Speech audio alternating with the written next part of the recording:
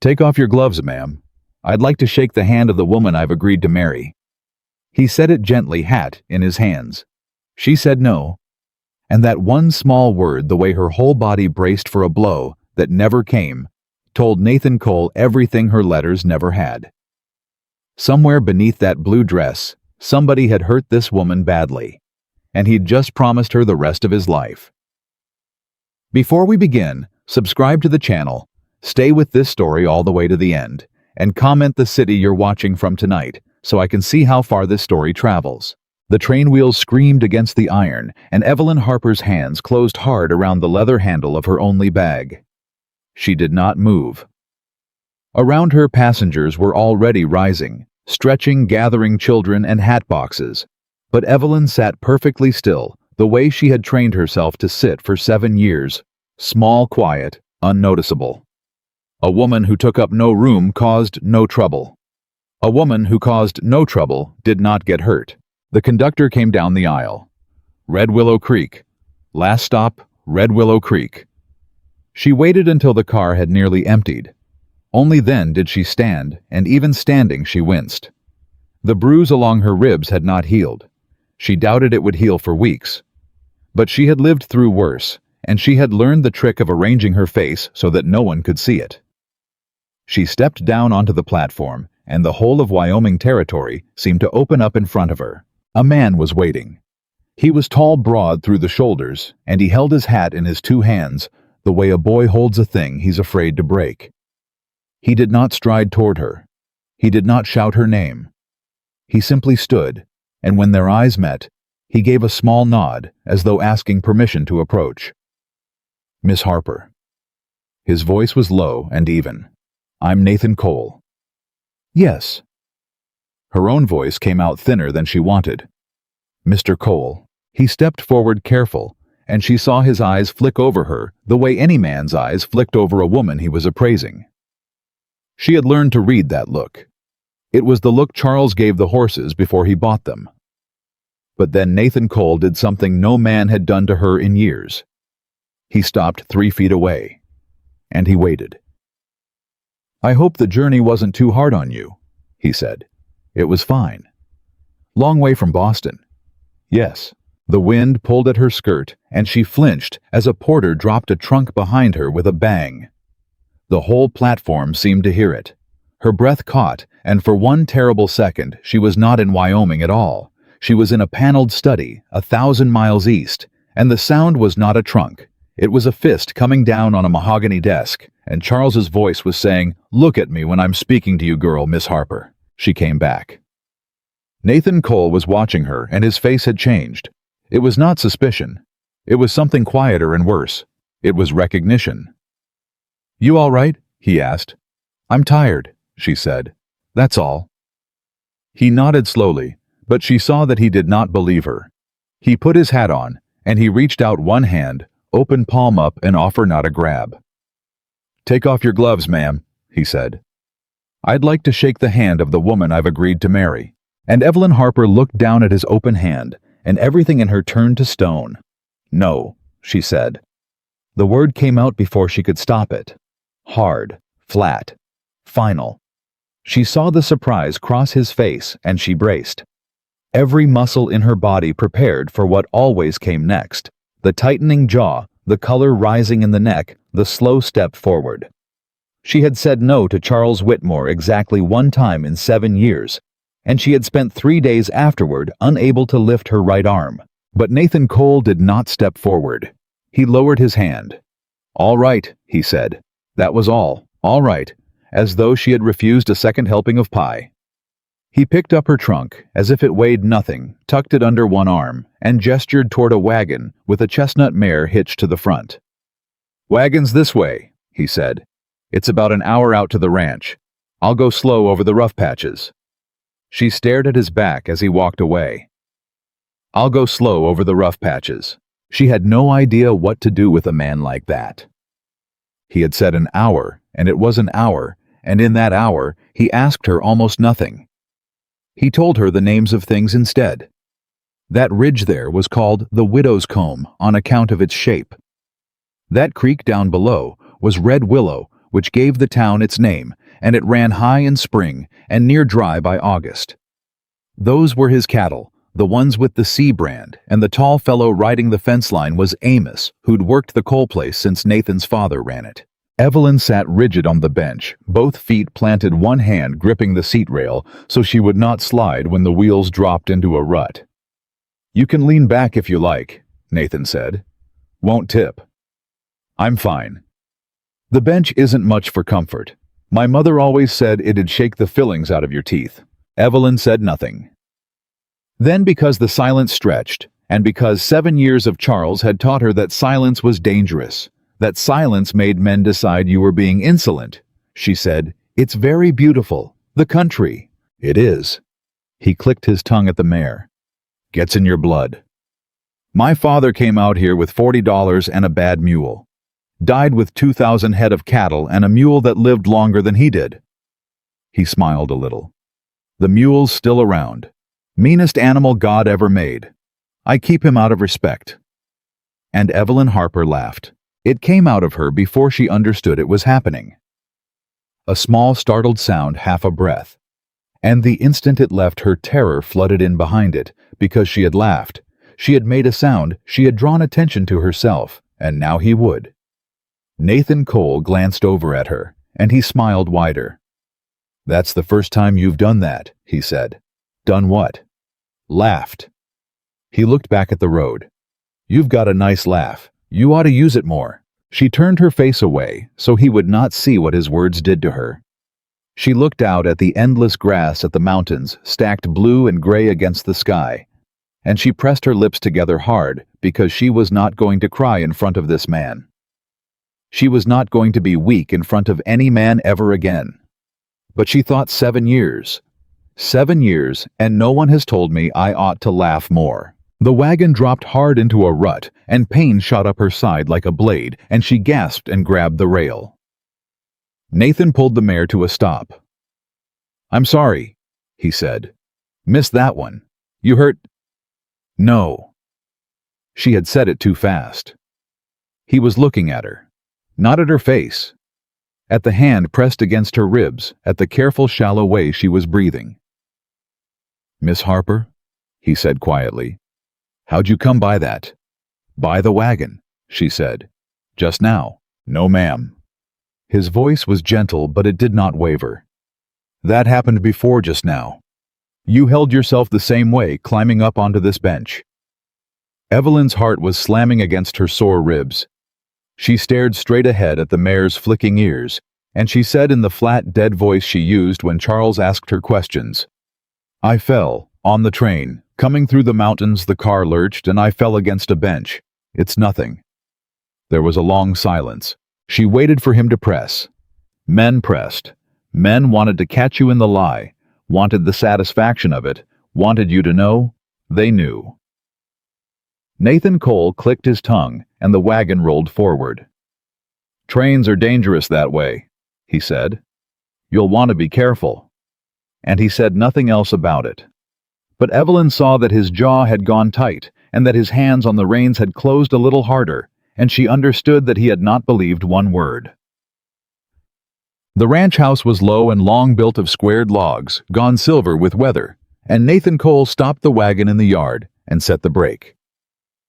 3 men came out of the barn to look. Evelyn felt their eyes and shrank into herself. "That's Amos," Nathan said low, so only she could hear. "The old one. He'll talk your ear off if you let him. The tall boy's Jesse, the other's Tom. Good men all 3. None of them will trouble you." He said it as if he'd guessed exactly what she was afraid of. He climbed down first, and then she saw him weigh it. He did not offer his hand. He simply stepped back and gave her room so that she could come down on her own in her own time without being touched. She climbed down. It hurt. She did not let it show. "Amos," Nathan called. "This is Miss Harper. She's come a long way. See, her trunk gets to the front room." "Ma'am." The old man swept off his hat, and the 2 younger men did the same, and Evelyn stood in the yard of a strange ranch 1,000 miles from everything she knew, in front of 3 armed men she had met 1 minute ago, and waited for the moment when the courtesy would drop away and the real faces would show. It didn't come. Amos just picked up her trunk and carried it inside, grumbling to himself about the weight of women's things, and Jesse touched his hat again and mumbled something about how it was a fine thing having a lady on the place. And Tom said nothing, but blushed to the ears and looked at his boots. And Nathan Cole said, "Come inside, Miss Harper. You must be starving. I'm no cook, but there's bread and there's stew, and Amos's stew won't kill you, or at least it never has yet." "That's a lie," Amos called from inside. "It killed a man in 81. "He deserved it," Nathan called back. And Evelyn, following them toward the house, felt the strangest sensation move through her, one she could not name for a moment because it had been so long. It was the feeling of not being afraid. It lasted about 4 seconds. Then a door slammed somewhere in the wind, and her whole body jerked, and she was back inside herself, small and watchful, and she thought, Don't be foolish. You've been fooled before, yeah." He showed her the room himself. It was clean and plain, a bed, a washstand, a chest, a window that looked out on the mountains. Her trunk sat at the foot of the bed. There was a jar of wildflowers on the sill, blue ones, and she looked at them a long time before she understood that someone had put them there. For her, before she'd even arrived. "Amos picked those," Nathan said, following her eyes. "Don't tell him I told you. He'll deny it, and then he'll sulk." Evelyn couldn't speak. "There's a bolt on the door," Nathan went on. He pointed to it. "See it? It works. I put it on myself day before yesterday, once I knew you were coming." He paused. "It locks from the inside. Only from the inside. There's no key anyone else has got. You understand what I'm telling you?" She looked at the bolt, then at him. "Why," she said, "would you put a lock on my door?" He was quiet for a moment. When he spoke, he chose the words slowly, the way a man walks across ice. "Because a person ought to be able to lock their own door," he said, "and know for certain that nobody in the world can open it. I figured that might matter to you." He turned his hat in his hands. "I don't know your story, Miss Harper. It's not my business unless you decide to make it my business. But I'll tell you the terms plain, so there's no confusion between us." He met her eyes. "He met. You came out here to be my wife. I put that advertisement in the paper honest, and I meant it honest. But I'm not going to marry a woman who's afraid of me. There's no marriage in that, so here's how it'll be. You'll live in this house. This room is yours. That door is yours. You'll draw a fair wage for the work you do, same as any hand, whether we marry or not. And if the day comes when you decide this isn't the life you want—" He stopped. "You'll always have the freedom to leave," he said. "The wagon's yours whenever you want it. I'll drive you to the depot myself and buy your ticket to wherever you please, and never say a word against it. There's no debt between us. There's no bargain you owe out. You're not a thing I bought, Miss Harper. You're a person who came to see if a life could be built here. If it can, that'll make me the luckiest man in the territory. And if it can't—" He gave a small nod. "Then it can't, and you go free." The room was very quiet. Evelyn Harper stood with her back to the window and the blue wildflowers, and she looked at this man, and she could not make him fit anywhere in the world she knew. In her world, men did not offer freedom. Men took it. Freedom was a thing they held over you and doled out in scraps to keep you grateful. Charles Whitmore had explained this to her 100 times patiently, as though it were a kindness. "You have no one, Evelyn. You have nothing that isn't mine. Where would you go? What would you do? You'd be dead in a ditch inside a week. I'm the only thing standing between you and ruin." She had believed it. God help her, for 7 years she had believed it. And now, here was a stranger telling her the opposite, with a lock on her door and flowers on her sill. And every instinct she owned screamed that it was a trick, that the kindness was the bait, that the cruelty was coming, and would be worse for the waiting. "Why?" she said. Her voice cracked on the word. "Why would you do all this? The lock, the wage, the why? You've never met me. You don't know me. Why would you give a stranger all of that?" Nathan Cole considered the question seriously. "Because somebody didn't," he said. And then he set his hat on his head, and he stepped back into the hall and he pulled the door closed behind him, and Evelyn heard his boots go down the passage slow and steady, giving her the whole house to herself. She stood there a long time. Then she crossed the room and she reached out and she touched the bolt. It was cold and solid under her fingers. She did not slide it home. She just stood with her hand on it, testing the strange new fact of it that the choice was hers. That behind this door was a room that was hers, in a house where no one would open it. And something in her chest that had been clenched shut for 7 years shifted just slightly, like a fist beginning to think about opening. She did not lock the door that night. She lay on top of the covers in her traveling dress boots, still on her bag, packed and ready by the bed, the way she always kept it, listening. She listened to the house settle. She listened to the wind. She listened for footsteps in the hall, for the creak of a floorboard, for the sound of a hand on her door. None came. And sometime in the deepest part of the night, for the first time in 7 years, Evelyn Harper fell asleep with her door unlocked, and no one heard her. She woke before dawn out of habit and lay listening to the sounds of the ranch waking around her. She heard a door open somewhere and boots on the porch and a low voice speaking to a horse.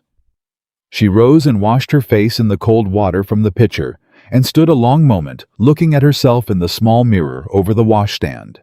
There was a woman looking back at her that she did not entirely recognize. Thin, pale. Her eyes had the wary, hunted look she'd learned to hate.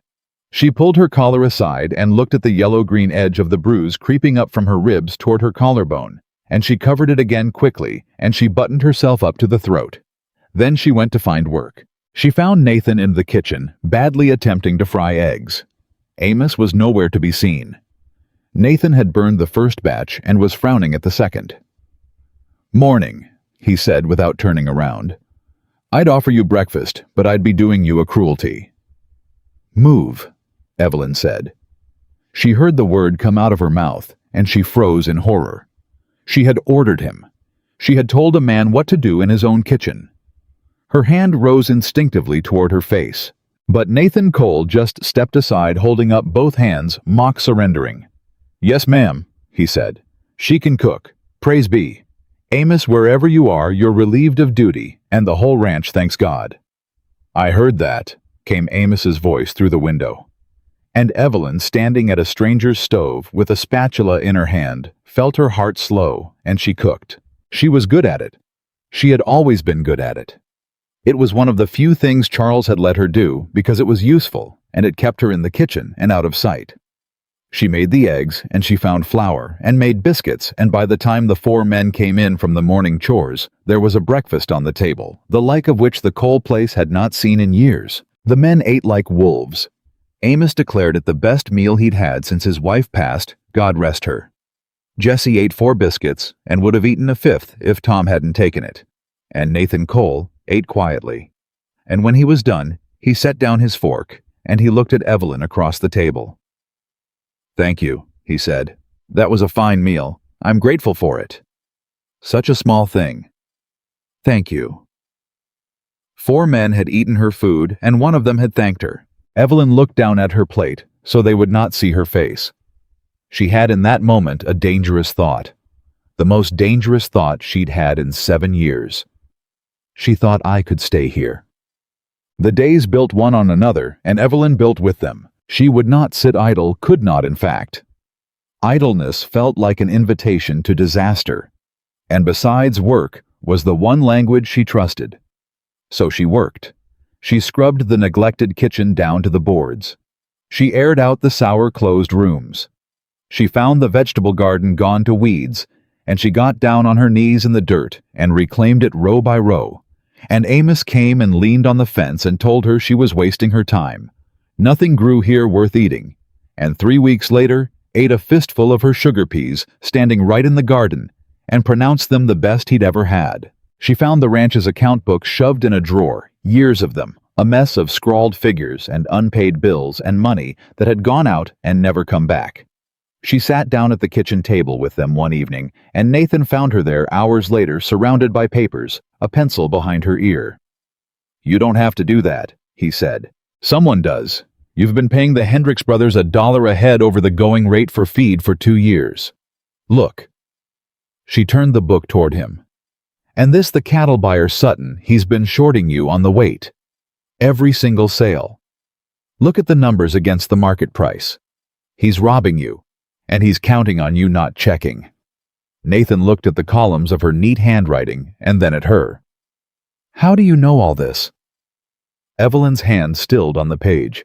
Because Charles had made her keep his books, because he'd found she had a head for figures, and he'd used it, made her manage the very inheritance he was stealing from her, made her write down the theft in her own hand year after year, while he told her the money was his by right, that her father had left it to him to manage, that she was too weak and too foolish to be trusted with a penny of it, because she had kept books for the man who ruined her, and she had memorized every number, every date, every fraudulent entry because someday she had promised herself she would use them. "I had to learn," she said. "That's all." Nathan looked at her a long moment. "Whoever taught you," he said quietly, "taught you well. And I'd bet he never once thanked you for it." Evelyn's throat closed. "No," she said. "He never did." It was Amos who first said it out loud. He said it to Nathan in the barn, not knowing Evelyn was in the next stall gathering eggs and could hear every word. "That girl's been beat," Amos said. There was no cruelty in it, just an old man stating a hard thing plainly. "You seen how she moves. You seen how she goes white if a man raises his voice. My first wife's sister married a man like that. Took him 12 years to put her in the ground." A pause. "Somebody had their hands on that girl for a long time, Nathan. Long time. You know that, don't you?" There was a silence. Evelyn stood frozen in the next stall, eggs in her apron, and she could not breathe. "I know it," Nathan said. "You gonna ask her about it?" "No." "Why not?" Another silence.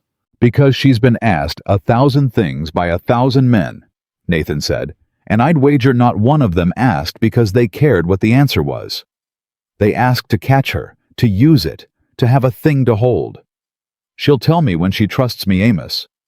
And she won't trust me for a good long while, and she'd be a fool to given what she's known of men, so I'll wait." A pause, and his voice dropped rougher now. "But I'll tell you this. If the man that did it ever sets foot on this place," he didn't finish. He didn't have to. Evelyn stood in the next stall with her heart hammering and tears running down her face into her collar, and she thought about a man she had never truly met, who did not want to catch her, who did not want to use her, who was willing to wait. And she thought about Charles Whitmore, 1,000 miles east, and the letters she had left him, and the papers she had taken. Because she had taken papers. She had not told Nathan that. She had not told anyone. The night she'd run, she had gone into Charles's study while he slept off his brandy, and she had taken the account books, the real ones, the ones that proved every dollar he'd stolen from her father's estate, every forged signature, every lie, and she had hidden them at the bottom of her trunk beneath her few good dresses, and she had walked out into the dark and never looked back. She had told herself she took them for protection, insurance, something to hold over him if he ever came. But Charles Whitmore was not a man who could be held. He was a man who believed that anything which had ever belonged to him forever. And she had not just wounded his pride by running. She had walked out the door with the one thing that could send him to prison. He would not let that go. She had known it when she took them. She knew it now with a cold certainty that turned her stomach standing in a barn in Wyoming with a stranger's eggs going warm in her apron. Charles was coming. It was not a question of if. It was only a question of when. That evening, she nearly told Nathan the truth. They sat on the porch after supper the way they had begun to in the blue hour when the work was done. He whittled at a piece of pine. She mended. Neither spoke for a long while, and the silence between them had become, without her quite noticing, a comfortable thing. "Mr. Cole," she said. "You could call me Nathan, if you wanted." She didn't answer that. She wasn't ready for that. "Mr. Cole," she said again, softer. "If I told you if there were something in my past, something dangerous, Something that could bring trouble down on this place. On you. On the men. She kept her eyes on her mending. What would you do? He was quiet. His knife stopped moving. I'd want to know what it was, he said, so I could stand ready. Not so I could turn you out, if that's what you're afraid I'd say. Everyone has a limit, she said. Everyone. You seem like a good man, Mr. Cole, but even good men have a point where the cost is too high and they cut the thing loose that's costing them. I've seen it. I've been the thing that got cut loose. Nathan folded his knife shut. Miss Harper, he said. Look at me. She made herself look. I don't cut people loose, he said. That's not a promise made to be pretty. It's just the truth about how I'm built. My father took in every stray thing that ever wandered onto this land. Men dogs one time a fellow wanted by the law in 2 states who turned out to be the best foreman we ever had. Pa said a man's measured by what he holds onto when it costs him. I believe that. I've built my whole life on believing that. He looked out at the darkening mountains. So whatever it is, whatever's coming, you don't have to tell me tonight. But when you do, you won't be telling me so I can decide whether to keep you. That decision's already made. You'll be telling me so we can face it standing side by side. And Evelyn Harper opened her mouth to tell him everything. The papers, the theft. Charles, all of it. And a rider came into the yard at a hard gallop out of the dark. Both of them were on their feet in an instant. Nathan stepped in front of her, one hand going to his hip, and Evelyn's whole body turned to ice because she thought, he's here. It's happening. He found me. But it was not Charles. It was a boy from town, maybe 14, on a lathered horse, breathless and frightened. Mr. Cole, he gasped. Mr. Cole, you gotta come. There's men in town asking after you. 3 of them. Hard-looking men come in on the evening stage, asking all about your place and about... The boy's eyes went to Evelyn, and he swallowed. About a woman. A woman come out from the east. They got a paper with a drawing on it. A drawing of her face. They're offering money, Mr. Cole. Real money. To anybody who'll say where she's at. The porch went silent. Evelyn felt the blood drain out of her. She reached blindly for the porch rail and held on. Nathan Cole did not move. He stood very still, looking at the frightened boy, and then he turned his head slowly and looked at Evelyn. And Evelyn Harper, cornered at last, met his eyes in the dark, and the truth she had carried 1,000 miles finally broke loose. His name is Charles Whitmore, she said. Her voice shook, but she did not stop. He was my guardian. After my parents died, the court gave me to him and my inheritance with me. He stole every cent of it. And when I was old enough to understand what he'd done, he made sure I understood something else too. Her hand rose unbidden to her ribs. For 7 years. And when I ran, I didn't run empty-handed, Mr. Cole. I took his books. The real ones. The ones that prove all of it. She lifted her chin, though her whole body was trembling. So those men aren't here for a runaway bride. They're here because I'm the only living soul who can put Charles Whitmore in a prison cell. And he will burn this whole territory to the ground before he lets that happen. For a long moment, no one spoke. The boy looked from one of them to the other. The horse blew and stamped. Then Nathan Cole turned to the boy. Ride home, he said, calm as still water. Tell nobody you came here. Go on now. The boy went. And Nathan turned back to Evelyn, and she waited for the fear to show in his face, for the calculation, for the first crack in all that steadiness, where the truth of every man would finally show through. Instead, he took a step toward her slow, and he stopped the way he always stopped, just close enough and no closer, and he said in a voice so quiet, she almost couldn't hear it over her own hammering heart. You ran your whole life, he said, because nobody ever stood beside you. He held out his hand, open, palm up, the same offer he'd made on the platform that first day when she'd said no. You don't have to run anymore, he said, but I need you to decide something right now, Evelyn, because those men will be here by morning. Her name. He'd said her name. She looked down at his open hand, and this time with the whole dark weight of everything that was coming bearing down on them both. Evelyn. Harper reached out and stopped her fingers an inch from his, as bootsteps sounded suddenly on the far side of the house, deliberate and slow, coming around the corner of the porch, out of the black, and a voice she had prayed for 7 years, never to hear again, said soft and pleasant and terrible, "Hello, Evelyn. You've led me a very long way." Nathan Cole moved before Evelyn could scream.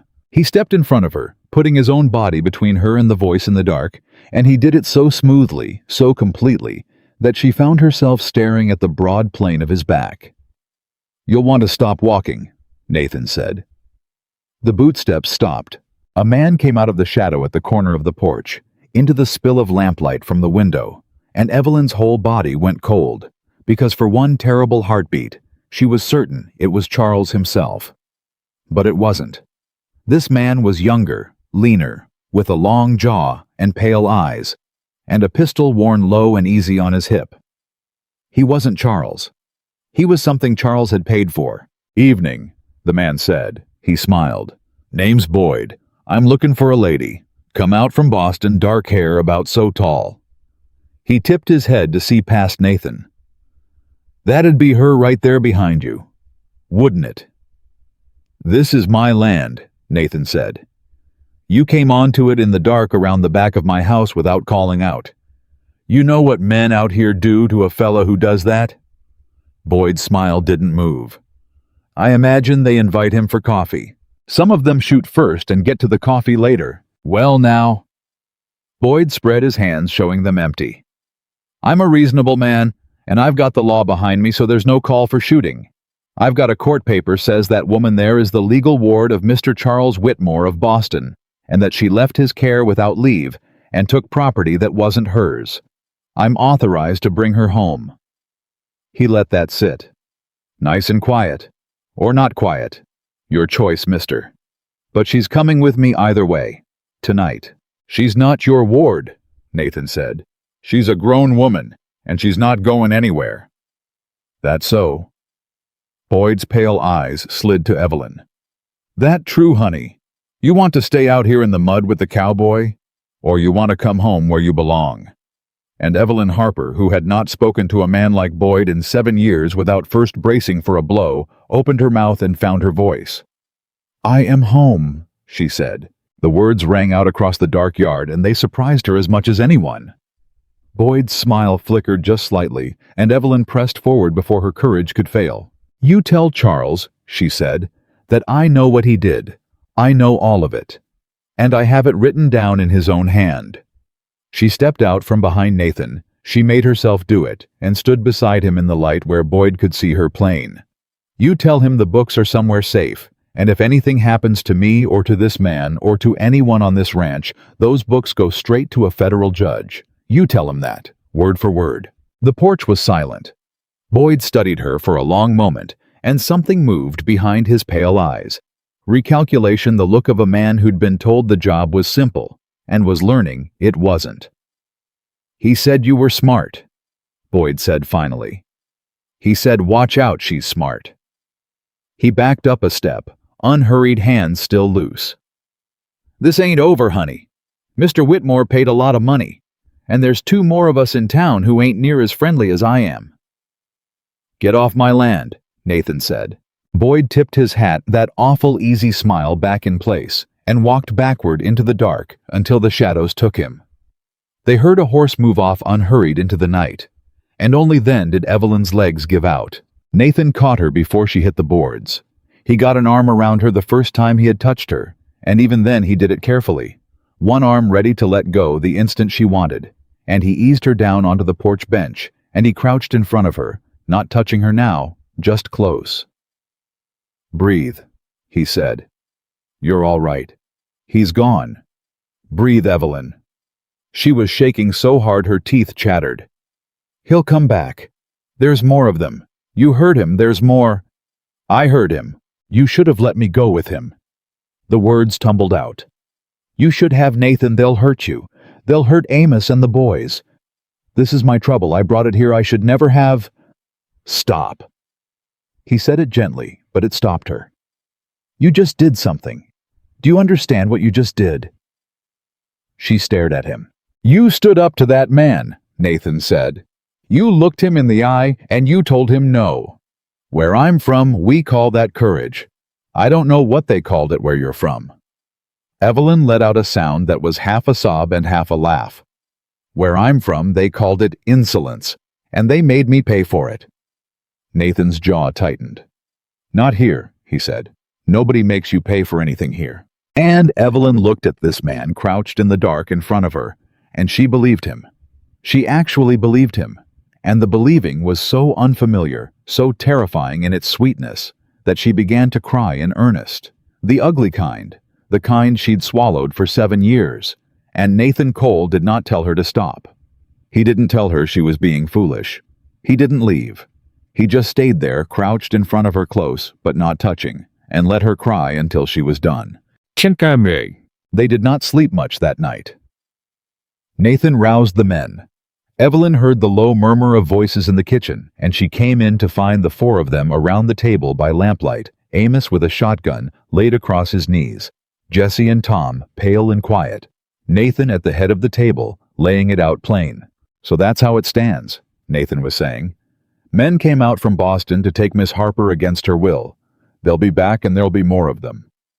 Any man who wants no part of this, I'll understand it, and I'll pay you fair, and there'll be no hard feelings. You've got till morning to decide. Nobody's going to think less of you. Silence. The lamp hissed. Amos spat delicately into the tin can he kept by his chair for the purpose. You done talkin' foolishness, the old man said. Nathan almost smiled. Amos, I worked for your daddy 40 years, and you 30, Amos said. And in all that time I never once heard a Cole ask a man's permission to help a body in trouble. Your daddy'd be ashamed to hear you offer me pay to leave. He shifted the shotgun on his knees. Miss Harper cooks better than any woman in this territory, and she's the first person in 10 years bothered to fix that garden. Anybody wants to take her off this place, they'll come through me first. He looked at Jesse and Tom. That go for you boys? Jesse swallowed hard. Yes, sir. Tom, who Evelyn had never once heard speak, said quietly, My ma got beat by my pa till she died. I ain't standing aside for it. No, sir. And Evelyn, standing in the kitchen doorway, felt something crack open in her chest. 4 men. 4 men she had known for a matter of weeks, and every one of them was choosing to stand between her and the thing that had hunted her all her life, and not one of them had asked her for a single thing in return. I don't... Her voice broke. She tried again. I don't know how to thank you. Any of you. I don't have anything to... Ma'am, Amos said, not unkindly. You can thank us by making them biscuits again tomorrow. Now sit down before you fall down. You look like a ghost. She sat down. And Nathan across the table met her eyes and gave her the smallest nod, and in it was everything. You see, this is what I told you. You're not alone.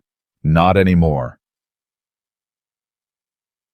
The days that followed were days of waiting, and waiting sharpened everything. Nathan changed the shape of the ranch's life. The men worked in pairs, now always armed. Someone stood watch every night. The cattle were moved to the near pasture where they could be watched, and Nathan began in the gray hour before dawn to teach Evelyn things. He taught her to ride. Not side-saddle the useless ornamental way she'd been taught as a girl, but astride properly, a woman who could put a horse into a gallop and mean it. She was frightened the first morning, and the horse felt it, and Nathan didn't rush her. He walked beside the animal with his hand on the bridle and talked to her low and steady until she stopped gripping the reins, like they were the only thing keeping her alive. You're fighting her, he said. She feels everything you feel. You're scared, she's scared. You settle, she settles. Just breathe. Let your shoulders down. I don't know how to not be scared, Evelyn said. I know, Nathan said. That's why we start slow. And by the end of this week, she could canter the length of the near pasture, and the first time she did it, the wind in her face, the great animal moving under her, the ground flying by, she laughed out loud. That startled laugh, and Nathan, watching from the fence, laughed too. He taught her to shoot. This frightened her more than the horse. At first the gun was heavy and loud, and it kicked, and the first shot she fired went wild, and she nearly dropped the rifle. But Nathan stood behind her, not crowding, just close, and showed her how to set her feet, and settle the stock into her shoulder, and breathe out slow as she pulled. "Why are you teaching me this?" she asked, lowering the rifle. "You've got 4 men who can shoot. You've got yourself. Because," Nathan said, "there might come a day when I'm not there. And when that day comes, I don't want you standing helpless waiting for somebody to save you. I want you able to save yourself." He met her eyes. "You've spent your whole life waiting on other people to decide what happens to you. Those days are done, Evelyn. From here out you decide." She raised the rifle again. She set her feet. She breathed out slow. The shot rang true, and the tin can on the far post spun off into the grass. And Nathan Cole grinned like she'd hung the moon. He taught her the ranch, too. Not the way Charles had taught her, standing over her, correcting her, using her mind, and giving her nothing but as a partner. He showed her the cattle, the brands, the water rights, the whole intricate business of it, and he asked her opinion, and when she gave it, he listened. When she caught the cattle buyer Sutton shorting the weights again, Nathan took her with him into town and stood back and let her do the talking. And she watched Sutton's face change as this woman laid his own fraud out in front of him in cold numbers and made him pay the difference on 2 years of sales in cash on the spot. Walking out of Sutton's office with the money in her hand, Evelyn felt taller than she had ever felt in her life. "You didn't say a word in there," she said. "Didn't need to," Nathan said. "You had him dead to rights. My saying something would have just got in your way." Evelyn stopped on the boardwalk. "Charles used to tell me I had no head for the world, that I'd be helpless without him, that I was too weak and too foolish to be trusted with anything." Nathan looked at her for a long moment. "Charles," he said, "is a liar, and I'll tell you something else about a man like that." He started walking again slow, so she could keep pace. "A man who spends that much breath telling a woman she's helpless, he's not doing it because it's true. He's doing it because he's scared to death it's not. He kept telling you you were weak because he could see plain as day how strong you were, and it terrified him. A weak woman he wouldn't have needed to lock down so hard." Evelyn had never once thought of it that way. She thought of it now, and something inside her that Charles Whitmore had spent 7 years grinding down began quietly to straighten its spine. It was on a rainy evening that the last wall came down. She'd been carrying water buckets in from the well, hurrying against the rain, and her boot slid on the wet boards of the porch, and she went down hard, and the buckets went flying. Nathan was there in an instant, kneeling beside her. "Are you hurt, Evelyn?" I'm fine, it's just—" But she'd torn her sleeve in the fall, torn it clean up the seam, and as she pushed herself up, the fabric fell away from her forearm, and there in the gray light were the marks. Old marks. Layered marks. Years of them. The kind of marks that don't come from a single fall, the yellow and green and faded brown of a body that has been hurt and hurt again and hurt again over and over for a very long time. She saw Nathan see them. She grabbed for the torn sleeve, tried to cover it. Her face flooding with the old shame, the old terror, the old certainty that being seen was the most dangerous thing in the world. "Evelyn." Nathan's voice was very quiet. He had gone very still. "Who hurt you?" She froze. It was not the question. A dozen men had asked her some version of that question over the years, doctors and neighbors, and once a minister's wife, and always, she'd heard underneath it, the thing they really wanted: a story to shake their heads over, a scandal, a reason to look at her differently. She'd learned to lie smooth and fast, but Nathan Cole did not ask it like the others. He asked it like a man who already knew the answer and could hardly bear it, and was asking anyway because he wanted her to know that he would carry it with her. There was no shock in his voice, no hunger for the details, just a grief so plain and so honest that it undid her completely. "Who hurt you?" he asked again, and his voice cracked on it. And Evelyn Harper, sitting on the wet porch in the rain, with her torn sleeve in her hand, finally told the truth. "Charles," she whispered. And then it all came out. Everything, 7 years of it. The study, and the cane, and the locked doors. The way he'd started small when she was 14 and grieving. and would flinch and apologize and cry and promise it wouldn't happen again. The way it always happened again.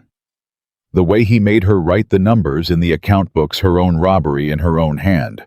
The way he told her over and over that she was nothing, that she had no one, that the world outside his house would eat her alive. She told Nathan about the nights she'd lain awake planning to run and lost her nerve because Charles had convinced her there was nowhere to go and no one to go to. She told him about the mail-order advertisement she'd found in a newspaper, wrapped around a fish at the market, and how she'd hidden it for 3 months, and how she'd finally written the letter in secret, in the dead of night, and mailed it with money she'd stolen a penny at a time from the housekeeping. She told him about the night she left, about going into the study while Charles slept off his brandy, about her hands shaking so badly she could barely open the drawer, about taking the books, the real books, and walking out the door into the dark, certain that at any moment she'd hear him behind her. "I didn't take them to protect myself," she said.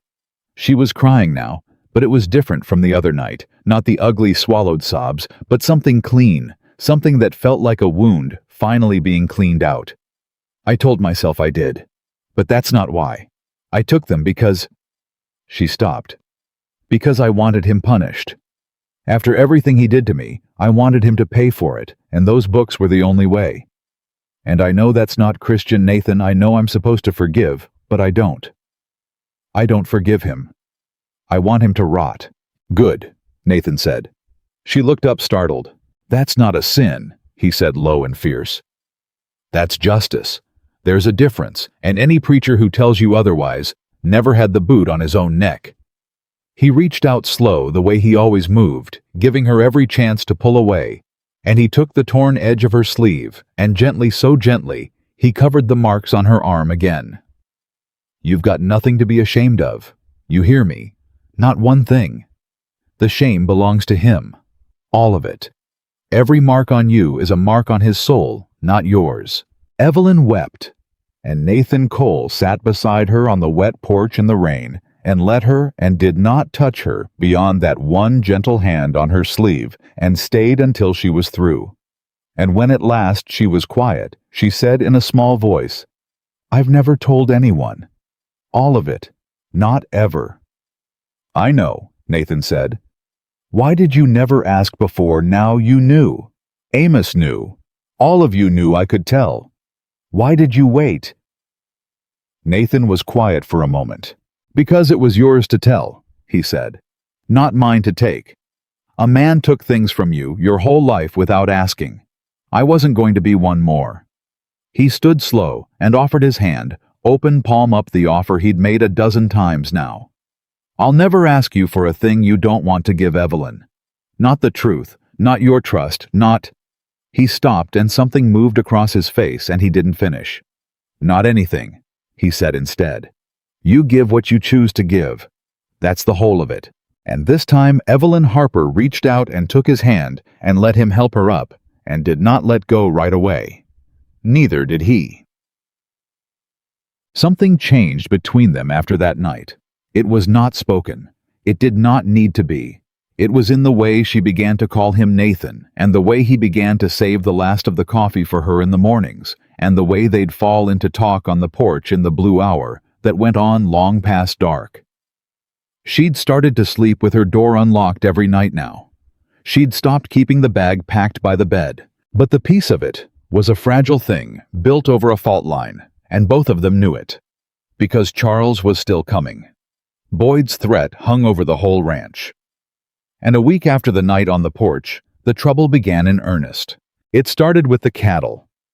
12 head vanished overnight from the near pasture, the fence cut clean the tracks leading toward the river, and then vanishing into the shallows where they couldn't be followed. Then the Hendricks brothers, who'd sold the ranch feed for years, suddenly wouldn't sell. Said they'd been warned off, wouldn't say by who, wouldn't meet Nathan's eye. Then a bill of sale surfaced in the county land office, a forged deed claiming that a quarter of the coal grazing land had been sold years back to a company nobody had ever heard of, the Meridian Land and Cattle Company, and the papers looked real enough that the county clerk didn't know what to make of them. "Meridian?" Evelyn said, staring at the copy Nathan brought home. "I know that name." She went cold. Nathan. I've seen that name. In Charles's books. Meridian was one of the companies he used to hide the money he stole from me. It's not a cattle company. It's a paper company. It's Charles. Nathan set his jaw. He's not just sending men to take you back. No. Evelyn's hands tightened on the forged deed. He's going to take everything. He's going to break this ranch to pieces, ruin you, ruin all of you, until you have no choice but to hand me over just to survive. She looked up, and her eyes were burning. That's how he works. He doesn't come at you straight. He comes at everything around you until you're so surrounded and so tired and so alone that giving him what he wants feels like relief. And then the thing happened that neither of them had expected. A man rode out to the ranch one gray morning. Not a hired gun, not one of Boyd's men, but a rancher, a neighbor. Silas Meade, who owned the spread just north of Nathan's. Evelyn had met him twice in town. A big, prosperous, backslapping man, well-liked, with the biggest herd in the county. He came alone, and he came smiling, and he asked to speak with Nathan privately, and Nathan brought him into the kitchen, and Evelyn poured the coffee. Nathan, Silas said, settling his bulk into a chair. I'll come straight to it, neighbor to neighbor. Word is you've got trouble. Rustled cattle, forged deeds, hard men in town. That's a hard row. A man could lose everything fighting that kind of thing. I'm managing, Nathan said. Sure you are. Sure. Silas sipped his coffee. But I got to thinking, what if a man didn't have to fight it at all? What if a man had a friend who could make the whole thing just go away? He set the cup down. I've been wanting to expand for years. Your land butts right up against mine. Good water. I'll give you a fair price, more than fair, a generous price for the whole spread. You take the money, you and your lady go somewhere fresh. Somewhere this Boston trouble can't follow. And all this? He waved a thick hand. It just ends. Everybody wins. The kitchen went very quiet. Evelyn, standing at the stove with the coffee pot, felt her blood run cold because she understood all at once exactly what she was looking at. How did you know, she said slowly, about the forged deed? Silas turned to her, still smiling. Beg pardon, ma'am. The deed at the county office. Meridian Land and Cattle. She set the coffee pot down very carefully. Nathan only found out about it 3 days ago. He hasn't told a soul outside this ranch. So how does his neighbor 12 miles north already know all about it? She held Silas's eyes. And the rustled cattle, and the hard men in town. You've got the whole picture, Mr. Meade. Every piece. Right down to calling my trouble a Boston trouble, though I don't recall anyone in this county knowing I came from Boston. The smile stayed fixed on Silas Meade's face, but the warmth went out of his eyes, and Evelyn watched a different man surface behind them, harder, colder, calculating. Nathan, she said, not taking her eyes off Meade. Your neighbor isn't here to help you. He's the one doing all of it.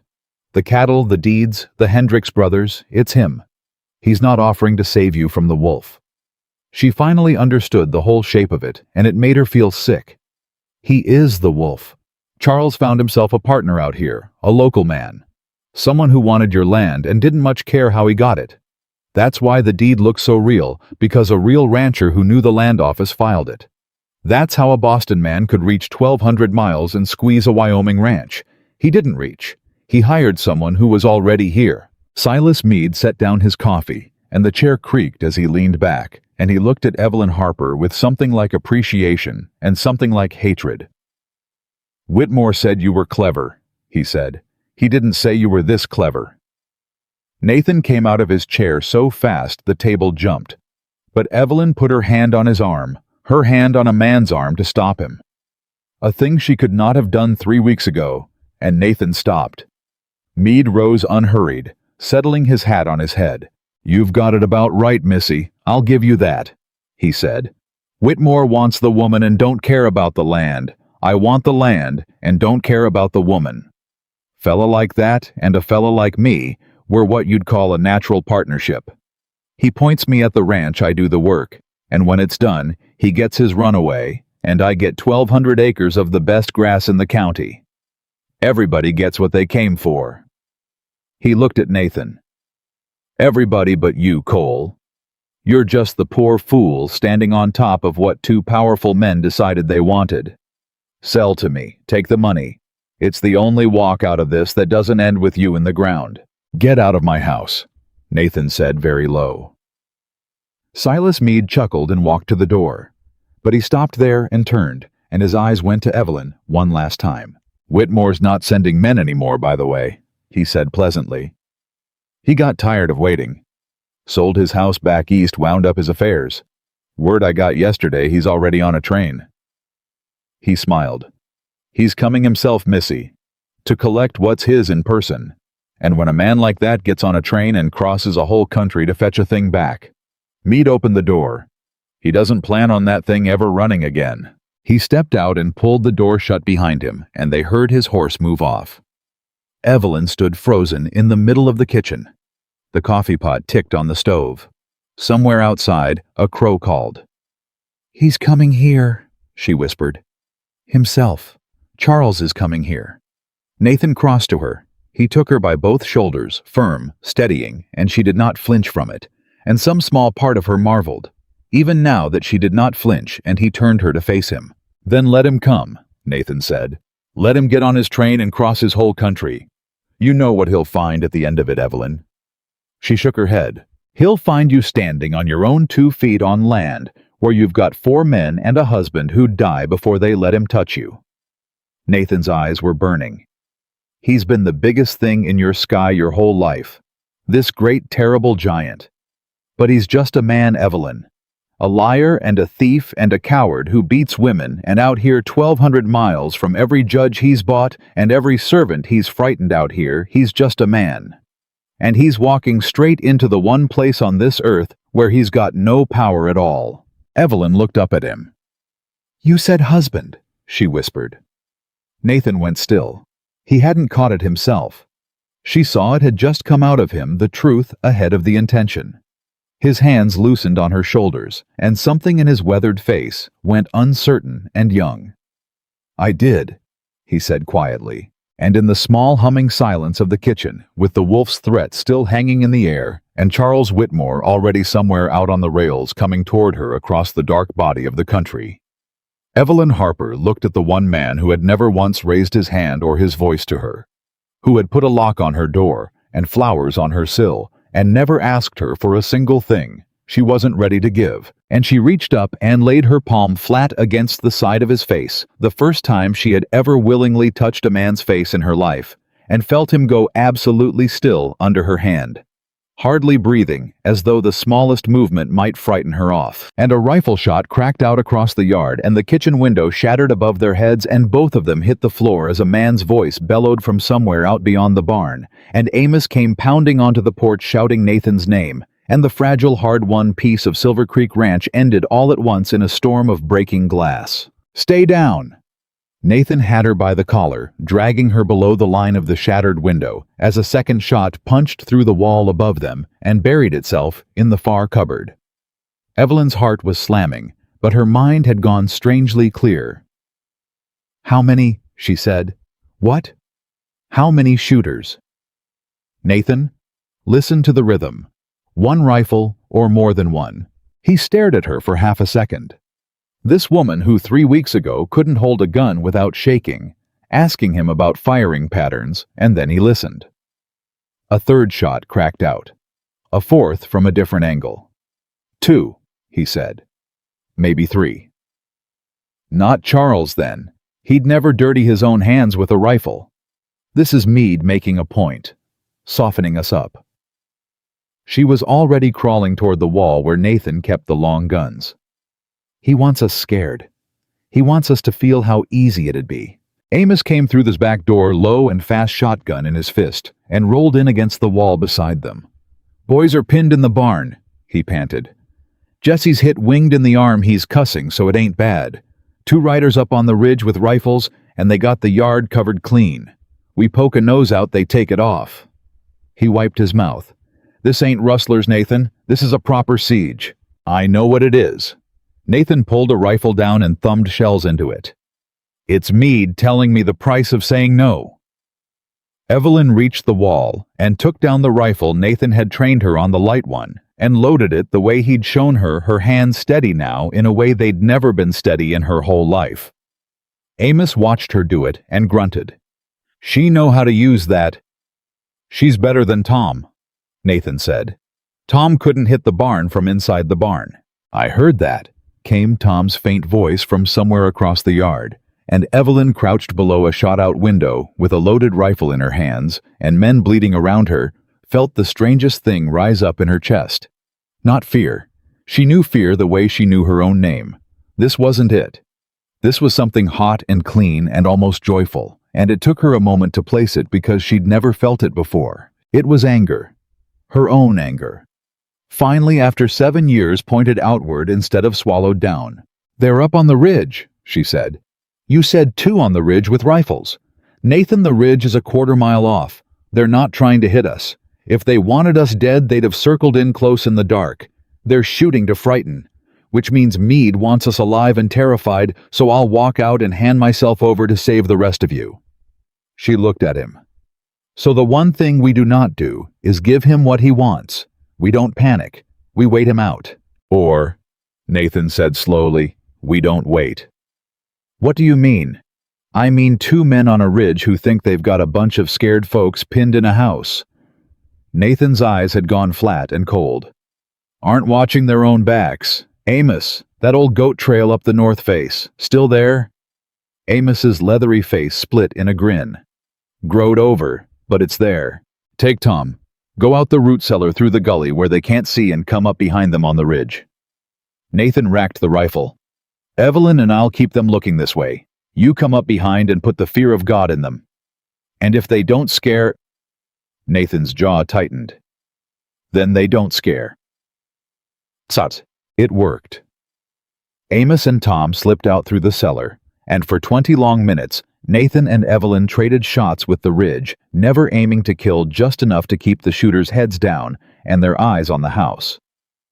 Evelyn fired 6 times, and the 6th time she clipped a rock a foot from a shooter's head, and heard the man yelp, and she felt a fierce, ugly satisfaction that she'd have been ashamed of a month ago, and wasn't ashamed of now. Then there was a commotion on the ridge, shouting a scuffle, one rifle going off wild into the sky, and Amos's voice bellowing something. And then 2 riders broke from the ridgeline and ran their horses flat out for the north road, low over their necks, running like the devil was on them. Silence fell over the yard. Nathan let out a breath. He looked at Evelyn, and there was something in his face she hadn't seen before, not surprise exactly. Wonder, maybe. You didn't flinch, he said. Not once. Not through any of it. I flinched for 7 years, Evelyn said. She set the rifle down, and only now did her hands begin to shake, the way they always did when the danger passed, and the body finally understood what it had been through. I'm done flinching. But she wasn't quite done, because it was one thing to fire at shadows on a ridge a quarter-mile off. It was another thing entirely she was about to learn to look the past in the eye. They buried nobody that night. Jesse's arm was a graze. Evelyn cleaned and bound it herself, her hands sure, and Jesse blushed the whole time and swore he'd been hurt worse falling off the porch drunk. The window got boarded over. Watches were doubled, and in the gray dawn, exhausted and wired, the 5 of them sat around the kitchen table and faced the thing that Evelyn had been dreading since Meade rode away. He'll come at the law next, she said. She'd been up all night thinking it through, and the certainty of it sat cold in her stomach. Charles and Meade both. The shooting was to frighten us. But Charles doesn't win by frightening. He wins by making everything he does look legal. The forged deed, the court paper Boyd waved, calling me a runaway ward who stole property. He builds a wall of paper and drowns you in it until the truth can't be heard over the noise. She looked around the table. He'll go to the marshal. He'll get there first with his documents and his money and his fine Boston manners, and he'll tell his story before we can tell ours. And by the time we walk in, we'll be the criminals, and he'll be the wronged guardian come to reclaim his poor deranged ward. Then we get there first, Nathan said. With what? Evelyn's voice cracked. His papers look real. He's got a forged deed, a court order, God knows what else. What have I got, Bruises? He'll say I gave myself. My word against a rich man's." She pressed her hands flat on the table to stop them trembling. "This is what I could never make anyone understand back east. He owns the truth, Nathan. He can make black look white and white look black, and everyone believes him because he's respectable, and I'm—" She stopped. "You're what?" Nathan said quietly. "A hysterical woman," Evelyn said, and the old bitterness was in it. "That's what he called me to the doctors the 2 times I tried to tell someone. Hysterical, unstable, prone to fancies. He'd stand there so calm and so sad, this good man burdened with a difficult ward, and I'd be shaking and crying and half out of my mind with fear, and I'd look exactly like what he said I was, every time. He made me into the proof of his own lie." The kitchen was silent. Then Amos spoke up slow. "You said you took his books," the old man said. "The real ones. That proved the thieving." "Yes." "Well," Amos scratched his jaw, "where are they?" And Evelyn opened her mouth to answer and stopped, because she'd hidden them the first night she arrived before she trusted a soul on the place, hidden them somewhere no one would think to look. And in 3 weeks of building a life, she had almost let herself forget how much depended on them. Her whole case, her whole freedom, everything. "They're safe," she said carefully. "I hid them the night I came. I'll tell you where when the time comes." She saw Nathan's flicker of hurt and hurried on. "It's not that I don't trust you. It's that Charles is coming, and if things go bad, if he takes me, then whoever knows where those books are is the only thing that can still bring him down. And I won't put that target on your back, Nathan. Not yours. I need there to be one person left standing that Charles doesn't know to be afraid of." Nathan looked at her a long moment, and then slowly he nodded. "All right," he said. "That's smart. That's—" He almost smiled. "You'd have made a fine general." "I had a fine teacher in strategy," Evelyn said. 7 years of it. You learn to think 3 moves ahead of a man when the cost of not thinking is—" She didn't finish. She didn't have to. And they rode into Red Willow Creek that afternoon, all 5 of them, to get ahead of Charles at the marshal's office. They were too late. The marshal was a lean gray man named Hollis with tired eyes and a careful manner, and when Nathan and Evelyn walked into his office, he was already sitting across from a visitor. A well-dressed, silver-haired gentleman with soft hands and a kind, sorrowful face, who rose politely when Evelyn entered and said in a warm and gentle voice that stopped her heart dead in her chest, "Evelyn, oh, thank God. Thank God you're safe." Charles Whitmore. He was here. He had beaten them. He was sitting in the marshal's own office, and he had gotten there first exactly as she'd feared, and now he rose toward her with tears. Actual tears standing in his kind blue eyes, his arms half open as though he might embrace her. This loving guardian reunited at last with his lost and troubled ward. Evelyn could not move, could not speak. 7 years of training seized her body all at once and turned it to stone, and she felt herself begin to shrink, to go small, to disappear inside herself the way she always had. And then Nathan Cole stepped between them, just like on the porch that first night. He put his body between her and Charles Whitmore, and he said evenly to the marshal, "Marshal Hollis, my name's Nathan Cole. This is my wife." "Your wife."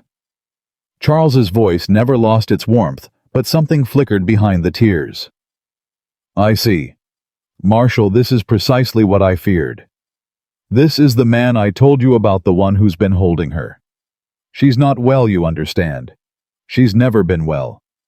My poor ward suffers from delusions, terrible fancies has since her parents died. She imagines cruelties that never happened. She runs. She's run before." He turned those wet, sorrowful eyes on Evelyn. "Evelyn, sweetheart, look at you. You look exhausted. You look frightened half to death. Whatever this man has told you, whatever he's made you believe, it's all right. I'm here now. I've come all this way to bring you home and get you the care you need." And it was so smooth and so kind and so utterly convincing that Evelyn watched the marshal's tired eyes move from Charles's gentle, grieving face to her own white, shaking one, and she saw the doubt land exactly where Charles wanted it to land. She was losing. She could feel it.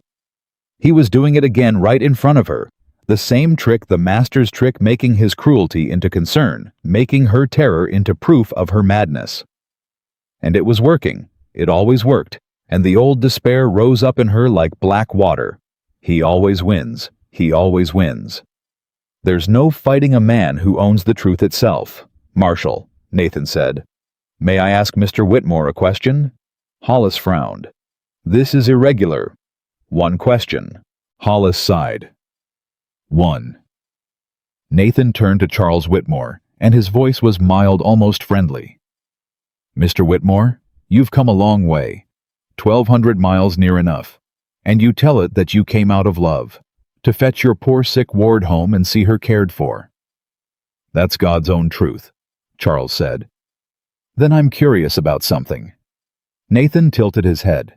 How'd you know where she was? The office went quiet. I beg your pardon, Charles said. It's a simple question. Nathan's voice stayed easy. Evelyn ran off months back. Answered an advertisement. I placed one advertisement in one paper giving nothing but a postbox number. No name of a town, no name of a ranch. Nothing that'd tell a soul in Boston where she'd gone. He took a step closer. So how does a grieving guardian 1,200 miles away know to step off the train in Red Willow Creek, Wyoming, and walk straight into this marshal's office? Unless... And here, Nathan's voice changed, hardened, dropped. Unless you've had men out here for weeks. Hired guns. A man named Boyd, who came onto my land in the dark with a court paper. And a neighbor of mine, Silas Meade, who's been rustling my cattle and forging deeds to my land, and who sat in my kitchen not 2 days ago and told me to my face that you'd hired him. That you two had a partnership. That you wanted the woman and he wanted the land. Charles Whitmore's kind face did not change. But something behind his eyes went very cold and very still, and Evelyn, who had spent 7 years learning to read the exact temperature of that stillness, felt her heart begin to pound with something that was not fear. I don't know any Silas Meade, Charles said smoothly. This man is spinning tales, Marshal, grasping, as his kind always does when... That's funny, Nathan said, because I never told you Meade's first name. Silence. I said a neighbor of mine, Silas Meade. Nathan went on slow, letting it land. And a moment later, you said you don't know any Silas Meade. But I'd wager Mr. Whitmore that if I hadn't just handed you both his names, you'd have had a devil of a time pretending to be so sure of a man you claim never to have heard of. It was thin. It was almost nothing. But Evelyn watched the marshal's tired eyes narrow just slightly, and she understood what Nathan was doing. He couldn't win this. In one blow, no one could. But he could put the first crack in the smooth wall of Charles's story, the first grain of doubt, and a man like Hollis, a careful man, would not be able to unsee it. And into that crack, Evelyn Harper found her voice at last. Ask him about the money, Marshal, she said. Every head turned. She was still shaking. But she made herself step out from behind. Nathan. Made herself stand in the open. Made herself look at Charles Whitmore full in the face for the first time in 7 years, without a wall or a door or a man between them. My father was Thomas Harper, she said, and her voice gathered strength as she spoke. He died when I was 14. He left an estate of considerable value, a house, investments, cash, all of it left in trust to me, with Mr. Whitmore appointed as guardian to manage it until I came of age. She held Charles's eyes. I came of age 3 years ago, 3 years Marshal, and in 3 years my guardian has never once given me an accounting, never once transferred a cent of my own inheritance into my own name. Ask him why. Ask him where my father's money is. Ask him about a company called Meridian Land and Cattle, the same Meridian that just filed a forged deed on this man's ranch at your own county office. Ask him, Marshal, and watch his face while he answers. These are the delusions I warned you of, Charles said, but there was an edge in it now, a thin, high note of strain under the warmth. The poor girl has constructed an entire... Then it should be easy, Evelyn said, for you to produce the accounts. You always kept such careful books, Charles. You made me keep them, remember? sitting up nights entering the figures in my own hand. She saw him flinch, the first true flinch, a small one, but she saw it, and God, it was sweet. You always said a man who keeps honest books has nothing to fear, so produce them. Show the marshal every dollar of Thomas Harper's estate and where it went. Do that, and I'll go home with you this very hour, and I'll never trouble you again. The office was dead silent. Charles Whitmore looked at her, and for just one instant, one single, unguarded instant, the mask slipped all the way off, and Evelyn saw underneath it the thing she had lived with for 7 years. The flat, reptilian coldness, the pure contempt, the face he showed only behind locked doors. It was there and gone in less than a second, but the marshal saw it too. Evelyn watched Hollis see it, watched the tired gray eyes move over Charles Whitmore's face, and register the exact moment the loving guardian vanished, and the other thing looked out. It lasted no time at all. But you could not unsee a thing like that. Mr. Whitmore, Hollis said slowly, can you produce those accounts? I did not travel across a continent, Charles said, and now the warmth was gone, entirely replaced by a cold, clipped authority, the voice of a man used to being obeyed. To be interrogated by a frontier lawman on the word of a hysteric and a cowboy. I have a court order, sir. It is legal and binding. It names me as this woman's guardian and authorizes her return to my care. You are obligated to enforce it. I suggest you do your duty before I take the matter to your superiors and see you removed from your post. And there it was. The threat. The naked exercise of power that Charles Whitmore had never once in his whole life been able to keep leashed for long, because underneath the kind face and the soft hands, he was a man who believed the world and everyone in it belonged to him, and that belief always surfaced the moment he was crossed.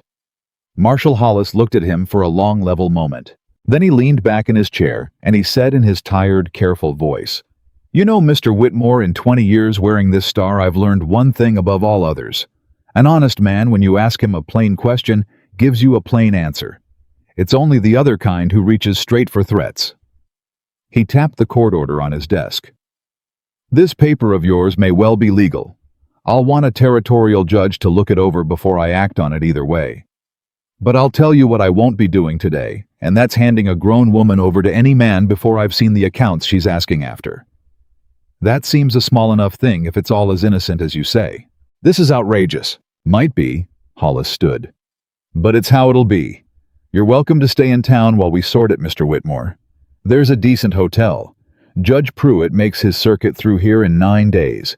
He can rule on your paper and on these accounts and on any charges of fraud that might come up regarding forged deeds in my county, which I'll be looking into starting today.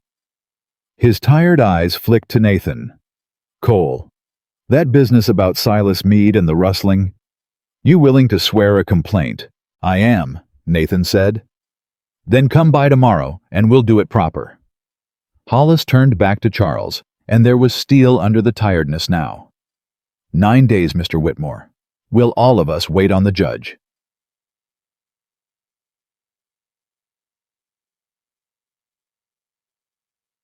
It should have been a victory.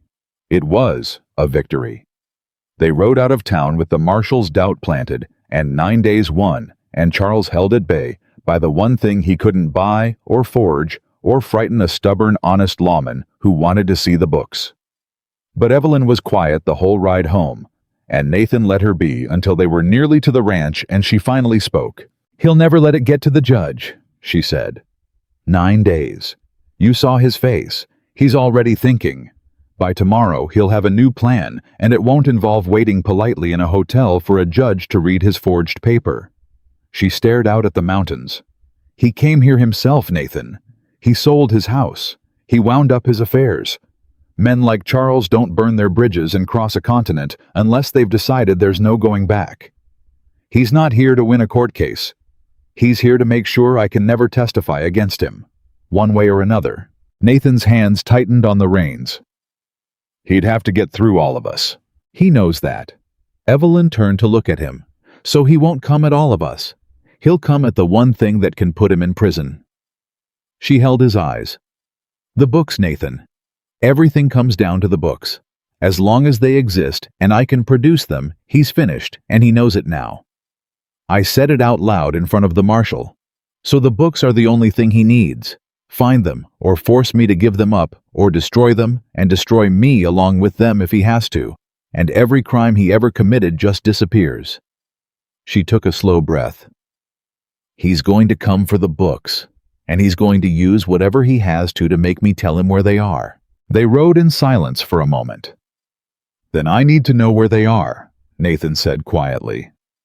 Not to hold over you, so I can guard them, so you're not carrying this alone. Evelyn looked at him for a long time, and she made a decision that she would have called madness 3 weeks ago, the decision to trust a man completely, to put her life and her freedom entirely into his hands, to stop holding back the one card she had left. All right, she said. I'll show you tonight. After dark. She never finished. Because as they came over the last rise before the ranch, both of them saw it at the same moment, and both of them went cold to the bone. The ranch house was standing, but the barn was gone. Where the barn had been, there was only a black, smoking ruin. The timbers still glowing, a thick column of gray smoke rising straight up into the still evening air. And in front of the smoldering wreck, small in the distance, 3 figures stood waiting in the yard, waiting for them, watching them come. And even at that distance, even before she could make out his silver hair, and his soft hands, and his kind, terrible, patient face, Evelyn Harper knew, with sick and absolute certainty, exactly who the man in the middle was. Charles had not gone to the hotel. Charles had come straight to the ranch. And as Nathan spurred the horses down toward the yard, Evelyn saw the thing that stopped her heart entirely, saw why the 3 men stood so calm and so unhurried while their own barn burned behind them. Amos was on his knees in the dirt, at Charles Whitmore's feet, his hands bound behind him, blood running down the side of his gray head. And Charles Whitmore was standing over the old man with a pistol pressed to the back of his skull, smiling up the hill at Evelyn, waiting for her to come close enough to hear him say the words she already knew were coming. Don't. Evelyn caught Nathan's arm as he reached for his rifle. He wants you to. He wants a reason. If you pull that gun, Amos is dead before it clears the scabbard. Nathan's whole body had gone rigid, coiled a hair from breaking. That's Amos down there. I know whose it is. Her voice was low and hard and shaking all at once. And that's exactly why you can't. Charles doesn't want to shoot out Nathan. He's got 2 guns and we've got the high ground, and he knows he'd lose it. He wants me walking down that hill on my own 2 feet, terrified, willing to trade anything. That's the only thing that gets him what he came for. She swallowed. So we walk down, slow, hands where he can see them. And we don't give him one single thing until Amos is off his knees. Evelyn, trust me. She looked at him, and for the first time the words came easily. You told me I don't have to run anymore. You told me to decide. I'm deciding. Walk with me. And Nathan Cole, against every instinct he owned, let go of the rifle and walked down the hill beside her. Charles Whitmore watched them come with the patience of a man who had never once in his whole life doubted that the world would eventually give him what he wanted. There she is, he said warmly, as though greeting a daughter at a train station. The pistol did not move from the back of Amos's head. You've cost me a great deal of trouble, Evelyn, and a great deal of money. Do you have any idea how much money? Let the old man up, Evelyn said. She stopped 20 feet away, Nathan at her shoulder, the 2 hired guns fanning wide with rifles ready. He's got nothing to do with any of this. Let him up and we'll talk. We'll talk regardless. Charles smiled. But I confess I'm disappointed in you, my dear. All this, he gestured at the smoking ruin of the barn with his free hand, could have been avoided. The barn, this gentleman's poor head, all of it. You made it necessary running as you did, taking what wasn't yours. It was mine, Evelyn said. Every cent of it was mine. My father left it to me. Your father, Charles said, and just for an instant the warmth curdled, left a fortune in the care of a sentimental 14-year-old girl who couldn't add a column of figures without her tongue between her teeth. Someone had to manage it. Someone had to make the hard choices you were too soft and too stupid to make. I built that money into something. I earned it, whatever any court might say." The mask slid back into place. "But that's an old argument. Here is the new one, and it's very simple. So listen closely, because a man's life depends on your understanding it." He pressed the pistol harder against Amos's skull, and the old man grunted. "You took certain books from my study, ledgers. I want them. You're going to tell me where they are right now, and then this will all be over." And there it was, said out loud in front of Nathan, in front of the marshal's absence, and the burning barn, and the 2 rifles, the whole game laid bare. He needed the books. Without them, he had nothing. With them, he had everything. Evelyn felt Nathan tense beside her, and she knew what he was thinking, that she had never told him where they were, that the secret she'd guarded so carefully was now the only thing keeping Amos alive, and also the only thing that could get them all killed. "If I tell you," Evelyn said slowly, "you kill all of us. The moment you have those books, there's no reason left to keep any of us breathing. You know it. I know it. So no. I don't tell you where they are while you've got a gun to that man's head." Charles sighed the patient sigh of a schoolmaster with a slow pupil.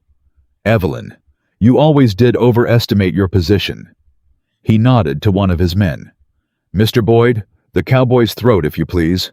And Boyd, the pale-eyed man from the porch. The reasonable man stepped in fast and put the muzzle of his rifle under Nathan's jaw before Nathan could so much as turn. "Now," Charles said, "let's try again. Here is the arithmetic, and it's the only arithmetic that matters. I have 2 men. Each has a life in his hands. You have a secret. If you do not tell me where the books are before I count to 10, Mr. Boyd will kill your cowboy, and then my other man will kill the old one, and then I will still take you back to Boston, and you will spend the rest of your days in a very quiet, very private institution where difficult women are sent, and no one will ever hear from you again." He smiled. "Or you tell me where the books are and everyone lives, even you. I'm not an unreasonable man, Evelyn. I've never been an unreasonable man. Ask anyone in Boston." "You're a liar," Nathan said very carefully around the muzzle at his throat. "You'll kill us the second you—" "1," said Charles Whitmore. "Charles, don't?" "2." Evelyn's mind was racing faster than it had ever raced, faster than 7 years of survival had ever taught it to run, and she understood with terrible clarity that this was the whole of it. This was the trap she'd known was coming, and there was no clever answer, no third move, no 3. And then she looked at Nathan Cole with a rifle under his jaw, and Nathan looked back at her, and there was no fear in his face at all. Only a terrible, steady calm. And he did the smallest thing. He moved his eyes, just his eyes, down and to the left, toward the ground, toward the smoking ruin of the barn. And Evelyn understood. She understood because 3 weeks of building a life beside this man had taught her to read him the way she'd once been forced to read Charles, and where Charles's small signals had always meant danger. Nathan's meant something else entirely. He was telling her something. He was telling her he had a plan. He was telling her to keep talking. 4, said Charles. Stop, Evelyn said. Stop counting. I'll tell you. Charles raised a hand. Boyd's rifle stayed at Nathan's throat, but the counting stopped. Wise, Charles said. Go on. They're in the barn, Evelyn said. The words dropped into the silence like stones.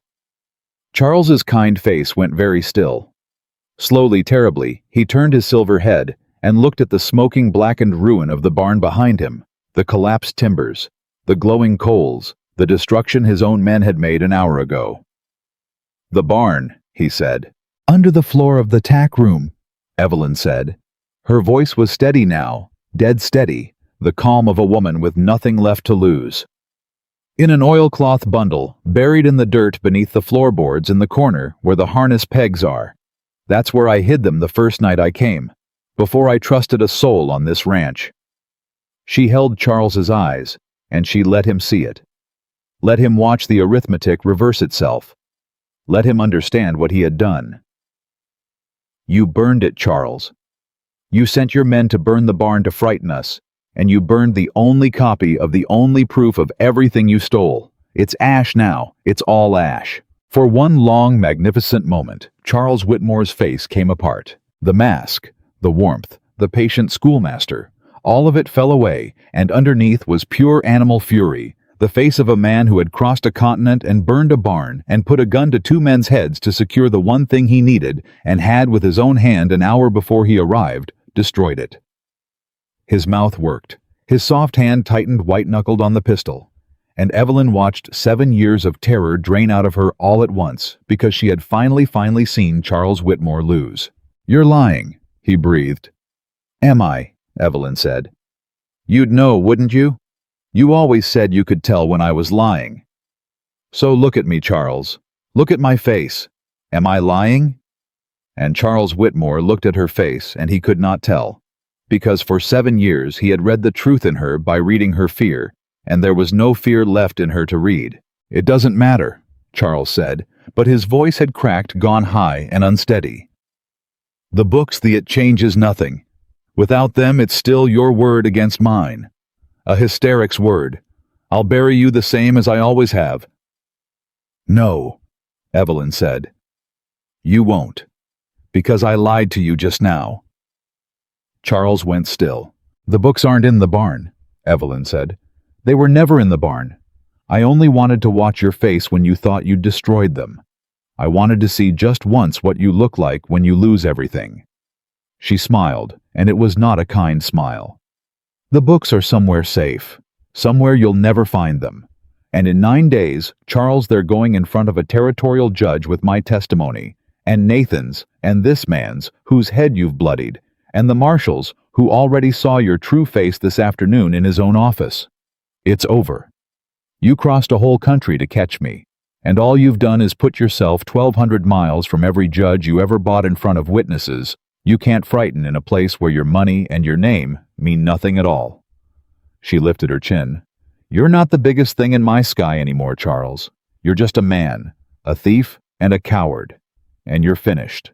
The yard held its breath. And Charles Whitmore, who had never in his life been able to keep the leash on his rage once it slipped, did exactly what Evelyn had known in some deep place that he would do. He turned the pistol away from Amos. He turned it toward her. "Then you're worth more to me dead," he snarled. "All the warmth gone, all the mask gone, only the beast left. You and your books both, you ungrateful little—" 3 things happened in the same half-second. Nathan Cole moved not away from the rifle at his throat, but into it, driving his shoulder up and under Boyd's arm, knocking the muzzle skyward as the rifle went off harmlessly into the air. Amos freed for one instant when Charles's pistol swung off him, threw his bound weight sideways into the legs of the second gunman, sending the man staggering. And Evelyn Harper, who 3 weeks ago could not hold a rifle without shaking, dropped her hand to the pistol Nathan had taught her to use. Hidden in the folds of her skirt, drew it clean, and fired. The shot took Charles Whitmore in the shoulder of his gun arm. His pistol spun away into the dirt. He staggered back with a high, disbelieving shriek, not of pain, she thought later, but of pure astonishment, the sound of a man discovering for the first time in his life that the world would not, after all, simply give him what he wanted.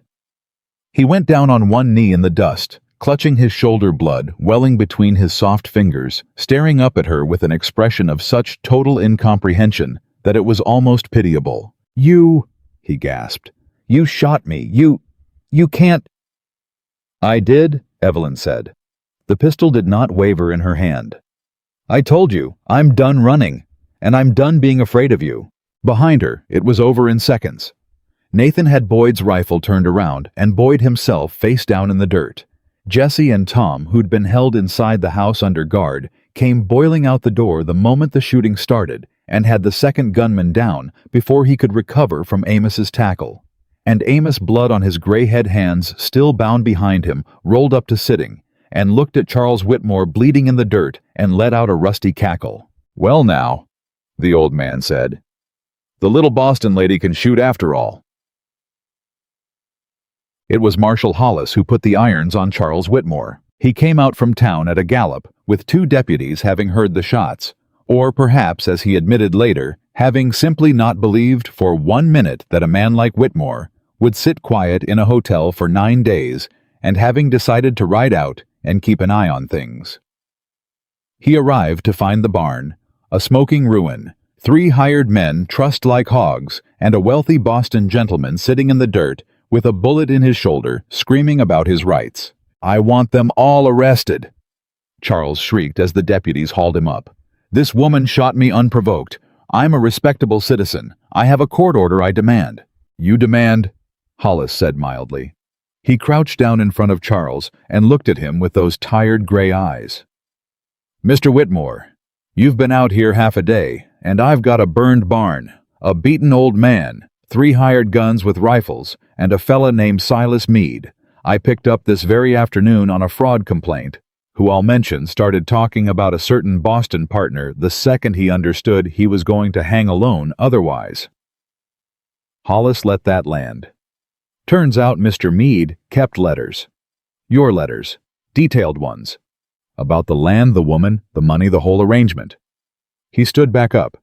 "So you go ahead and demand all you like, but you'll be doing it from my jail." And Evelyn watched Charles Whitmore's face as the words "your letters" and the whole arrangement landed, and she watched him understand at last that the wall of paper he had spent his whole life hiding behind had a hole in it now, and that the hole had been punched by his own greedy, careless partner. They took him away in irons. All of them, Charles Boyd, the 2 gunmen, and Meade, already in a cell waiting. And the last Evelyn saw of Charles Whitmore that day was his silver head bent low in the back of the marshal's wagon. No longer kind, no longer patient, no longer the biggest thing in anyone's sky. Just a bleeding, beaten thief being carried off to answer for what he'd done. The 9 days came and went, and Judge Pruitt made his circuit, and the trial was held in the church because the courthouse wasn't big enough for the crowd. The whole county came. They came for the spectacle of a rich Boston gentleman brought low, and they stayed for something they hadn't expected: the sight of a slender, dark-haired woman standing up in front of God and the whole territory, and telling the truth she had swallowed for 7 years. Evelyn testified for the better part of a day. She told it all: the death of her parents, the guardianship, the theft, the beatings, the locked doors, the account books she'd been forced to keep in her own hand. And when the defense lawyer tried the old trick, tried to paint her as hysterical, unstable, prone to fancy, she looked at him steadily and produced one after another the things that no amount of frontier prejudice against a woman's word could argue away. She produced the account books. She had not hidden them in the barn. She had not hidden them anywhere on the ranch at all. On the first day, weeks before riding into town with Nathan to see the marshal, she had done a thing so simple that Charles, for all his cleverness, had never once considered it. She had walked into the Red Willow Creek Bank and rented a lockbox under her own name, Evelyn Harper, and placed the books inside and put the only key on a chain around her own neck, where it had ridden against her skin through every terror of the past weeks. The books were pristine, page after page in Charles Whitmore's own hand and her own. The transfers, the shell companies, the Meridian accounts, the systematic theft of Thomas Harper's entire estate, laid out in the meticulous double-entry bookkeeping of a man who could never resist keeping careful track of what he stole. And when they were laid before the judge alongside Silas Meade's letters, alongside Marshal Hollis's account of the forged deed, and the burned barn, and the gun held to an old man's head, there was nothing left for any lawyer in the world to argue. Nathan testified. Amos testified, the healing gash still livid on his gray head. Jesse and Tom testified. And a thing happened that Evelyn had not dared to hope for. As word of the trial spread, 2 other people came forward. A former housekeeper from the Whitmore house in Boston, who had left Charles's service years before and moved west, and who wept as she described the things she had seen and been too frightened to report.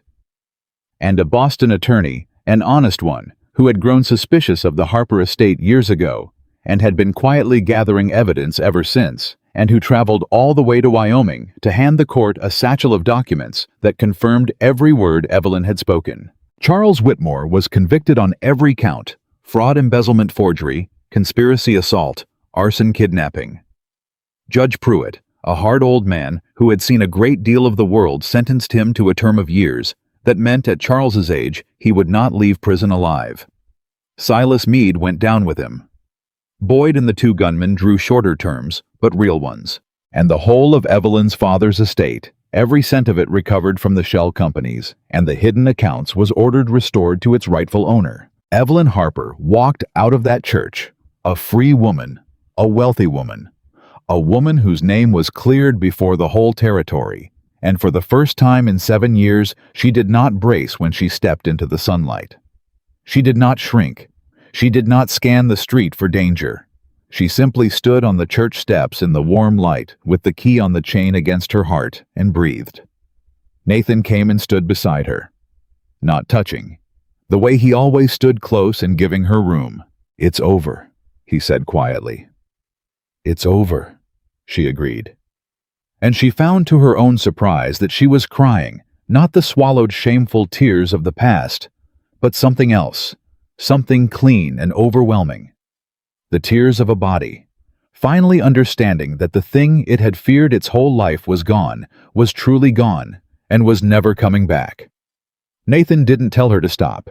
He never had. He just stood beside her while she wept in the sunlight. And when at last she was through, she turned to him, and she reached out and took his hand. Open palm up, the offer he'd made her 100 times since the day she stepped off the train and said no, and she held it, and this time she did not let go, and neither did he. "Nathan," she said. "Evelyn, that first day, on the platform, you asked to shake my hand and I said no." She looked up at him, her eyes still wet, and she smiled. "I've been thinking I ought to answer that differently." And Evelyn Harper, who had come west 1,000 miles running from a man, stood on a church step in Wyoming, holding the hand of the man she had run to without ever knowing she was running toward anything at all, and she made freely and without fear for the first time in her life a choice that was entirely and only her own. They were married 3 weeks later on the porch, where she had first learned not to be afraid. There was no grand ceremony. There didn't need to be. The preacher came out from town, and Amos stood up beside Nathan, with his gray head healed and his boots polished for the first time in living memory. And Jesse and Tom scrubbed themselves raw and stood grinning like fools. And half the county came out because the trial had made Evelyn Harper something of a legend in Red Willow Creek, the Boston lady who'd shot a rich man off his high horse and put him in prison where he belonged. But it was the vows that Evelyn remembered afterward. When the preacher came to the part about honoring and obeying, Nathan stopped him. "Leave out the obeying," he said quietly. The preacher blinked. "It's the customary." "I know what's customary." Nathan turned to Evelyn, and he took both her hands in his, and he said it to her, not to the preacher, not to the crowd. "This woman spent 7 years being made to obey. I won't have that word standing anywhere near what we're building. She's not marrying a man she has to obey, Reverend. She's marrying a man who'll stand beside her. There's a difference, and it's the whole of the difference, and I'd like it said out loud in front of everybody, so there's never any confusion." And Evelyn, who had braced herself against 1,000 cruelties, and never once in her whole life braced herself against a kindness like this, felt the tears come and let them, and did not care who saw. "Then I'll say it plain," the preacher said, and cleared his throat. "Do you, Nathan Cole, take this woman to stand beside, so long as you both shall live?" "I do." "And do you, Evelyn Harper, take this man to stand beside, so long as you both shall live?" And Evelyn looked at Nathan Cole, the man who had put a lock on her door and flowers on her sill, who had never once raised his hand, or his voice, who had asked her the one question no one had ever asked with kindness, who had waited and never taken a single thing she wasn't ready to give. And she said in a voice that carried clear across the yard and out over the whole of Silver Creek Ranch, "I do, freely, and of my own choosing." Freely, and of my own choosing. She added the words herself. They weren't in any ceremony.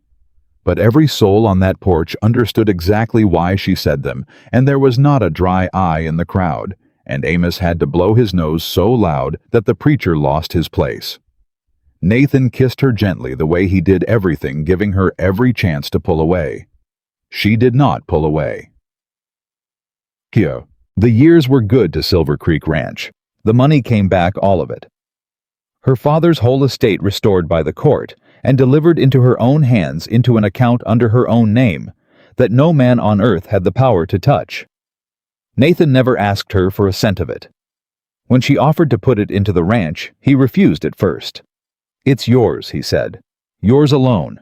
You fought for it. You bled for it. I won't have it said I married you for your father's money." "Nathan!" She took his face in her hands. She could do that easily now, could touch and be touched without a shadow of fear. "It's our money. Because you're my partner, not my keeper, not my guardian, my partner. And partners build together." She smiled. "Besides, that barn isn't going to rebuild itself, and I'm told the last one burned down under mysterious circumstances. So they rebuilt the barn together, bigger than before, and they bought more cattle. And Evelyn kept the books, her own books now, honest ones, in her own hand, of her own free choosing, and under her head for figures and Nathan's head for cattle. The ranch grew until it was one of the most respected spreads in the territory. But it was not the cattle, or the money, or the fine new barn that made Silver Creek what it became known for. It was the people who came.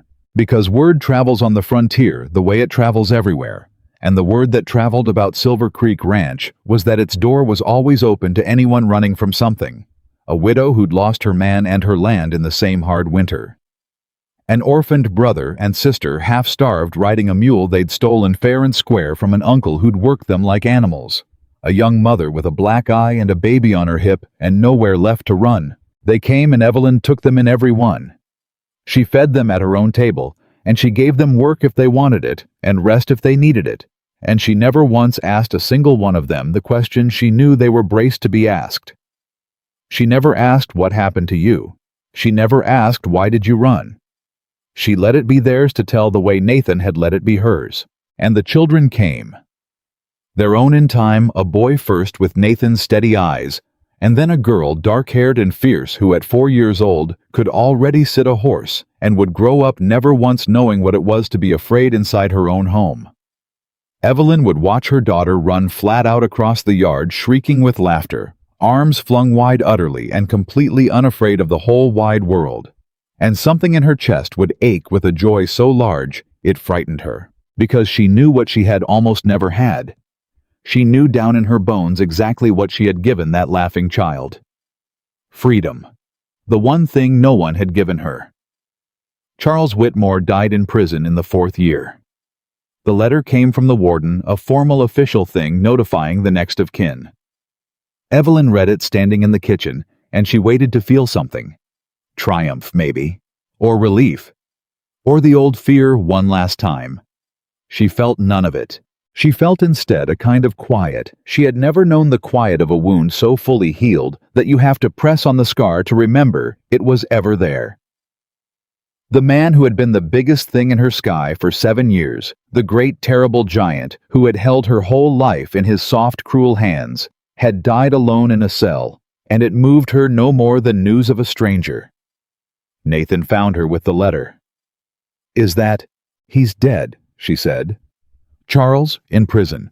It happened last month. The letter's slow." Nathan came to her watchful. "How do you feel?" Evelyn considered the question honestly, the way he'd taught her to consider everything honestly. "Free?" she said. And then softer, wondering at it. "But I already was. That's the strange thing, Nathan. He died, and I felt free, and then I understood I've been free for years. He stopped being able to touch me a long time ago. He just didn't know it." She folded the letter and set it aside, and she did not weep, and she did not gloat. "I forgive him, I think. Not for his sake, he doesn't deserve it, and I don't much care what he deserves. For mine. Because carrying it any further is just letting him keep a little piece of me, and he's had enough of me for one lifetime." She burned the letter in the stove, and she went back to kneading her bread. And that was the whole of the morning that Charles Whitmore got from the woman whose life he had tried to destroy. The years turned, the children grew, and Silver Creek Ranch became a place that people spoke of in low, grateful voices all across the territory. A place where the hunted could stop running, where the door was always open, where a frightened soul could arrive with nothing and find, if not always a home, at least a moment's safety, and a hot meal and a woman who understood without needing to be told. And it was on a spring afternoon, years on from all of it, that the wagon came up the road from the depot, carrying a young woman Evelyn had never met. Nathan saw her first from the fence line, where he was mending rail with their son, now a long-limbed boy of 12. He watched the wagon roll into the yard, watched the young woman climb down, and he went very still. Because he knew the way he'd known once before, a long time ago, standing on a train platform with his hat in his hands. He knew from the way she moved. She climbed down, careful, favoring one side. She had a bruise fading yellow-green at the edge of her jaw, half hidden under a bonnet pulled low. And when the depot man dropped her small trunk behind her with a thump, she flinched. Her whole body flinched, bracing for a blow that didn't come. And then she smiled, quick and forced and terrified, the smile of a woman who has learned that smiling keeps her safe. Nathan had seen that exact flinch before. He had seen that exact smile. He set down his hammer. "Stay here," he told his son low. "Go find your mother. Tell her—" He paused. "Tell her someone's come." But there was no need. Evelyn was already coming out onto the porch, drawn by the sound of the wagon wiping flour from her hands, and she stopped dead at the top of the steps, and Nathan watched her face as she looked at the young woman in the yard, and he saw her understand everything in the space of a single breath. The way the girl stood, the way she flinched, the bruise, the smile that wasn't a smile. Evelyn Cole came down the porch steps slowly. The young woman turned toward her, and her forced smile wavered, and she said in a small, exhausted, frightened voice, I'm sorry to trouble you, ma'am. I was told somebody in town said there was a place out here, a ranch, where a person could—" Her voice broke. She caught it. She tried again, ashamed. "I don't have money. I can work. I'm strong. I can work hard. I'll do anything. I need somewhere to—" She stopped. Her eyes darted the way Evelyn's eyes had once darted, scanning for the danger, waiting for the courtesy to drop away and the real face to show. "Somewhere he can't—" She couldn't finish it. And Evelyn Cole crossed the yard, and she did not ask the question. She did not ask what happened. She did not ask who is he. She did not ask the girl to explain herself or prove herself or earn the right to be safe. Instead, she stopped a careful few feet away, close enough, and no closer, the way she had once been approached herself, and she reached out slow, giving the girl every chance to pull away. And she took the young woman's trembling hands in both of her own. "You don't have to tell me today," Evelyn said gently. "You don't have to tell me anything at all, not today, not ever, unless the day comes when you want to." She held the frightened hands a little firmer. "But when you're ready, if you're ever ready, someone here will listen. And until then, you're safe. You hear me? On this ranch you are safe. Nobody will touch you here. Nobody will raise a hand to you here. There's a room with a door that locks from the inside, and the only key belongs to you. And you can stay as long as you like, and you can leave whenever you please, and no one will ever say a word against you either way." The young woman stared at her. "Why?" she whispered. And it was the same word, the same broken, disbelieving word Evelyn herself had once spoken on this same land to a man with his hat in his hands. "Why would you do all that? For a stranger you don't even know me." And Evelyn Cole smiled. Not the forced smile the girl had worn, but a real one, warm and steady, and unafraid. And she gave the answer that had been given to her once a lifetime ago, by a quiet cowboy who had changed the whole course of her life. "Because somebody didn't," she said. "Somebody didn't do it for me once, so I do it now, for you. And someday—" She squeezed the trembling hands, and her eyes were bright. "Someday when you're strong and safe and free, and you've forgotten what it feels like to flinch, you'll find some other frightened soul standing in some other yard with nowhere left to run. And you'll do it for them. That's how it works. That's how it's always worked. The kindness doesn't stop with you. It goes on." The young woman began to cry. The deep shaking, released weeping of a person who has run a very long way, and finally been allowed to stop. And Evelyn held her while she wept, and did not tell her to stop, and did not let go. Nathan watched from the fence line, his boy beside him, and he did not go to them. This was Evelyn's to do. It always had been.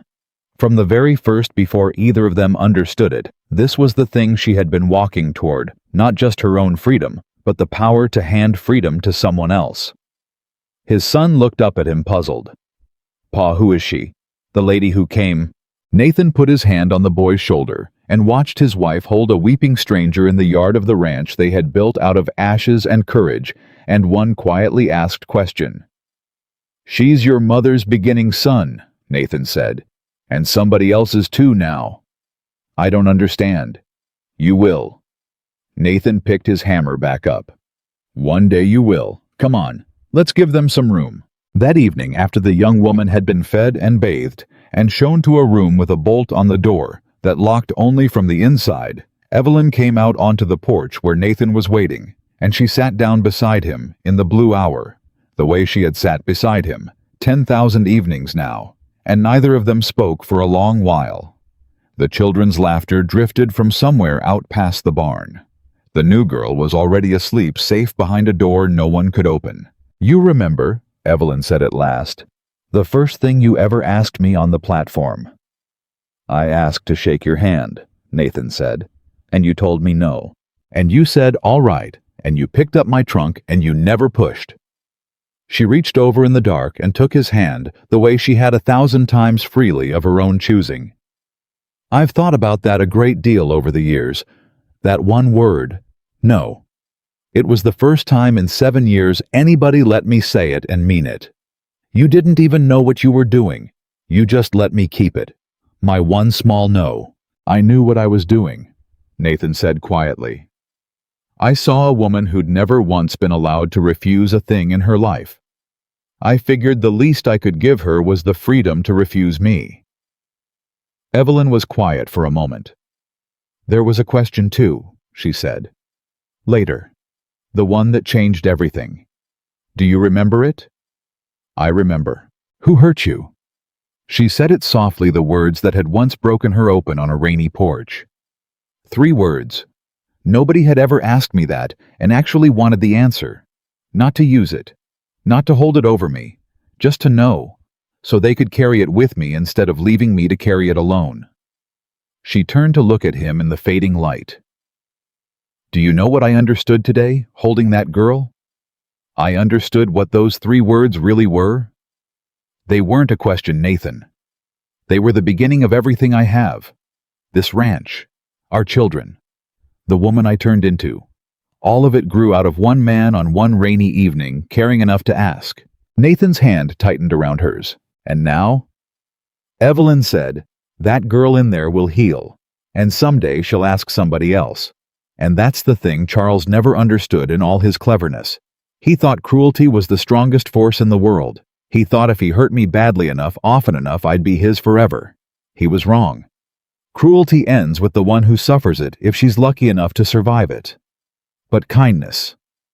She looked out over Silver Creek Ranch, over the barn they'd rebuilt, and the land they'd saved, and the door upstairs that locked from the inside for a frightened girl who'd arrived with nothing. Kindness doesn't end. It just keeps finding the next person who needs it. Forever. The sun went down over the ranch, and the children's laughter carried on the warm spring air, and somewhere in the house, a young woman slept without fear for the first time in a long time, behind a door only she could open. Evelyn Cole leaned her head on her husband's shoulder in the peace of a life she had won with her own 2 hands, and she was not afraid, and she would never be afraid again. A gentle question asked with love on a rainy evening long ago had not saved just one woman. It had lit a fire that would never ever go out.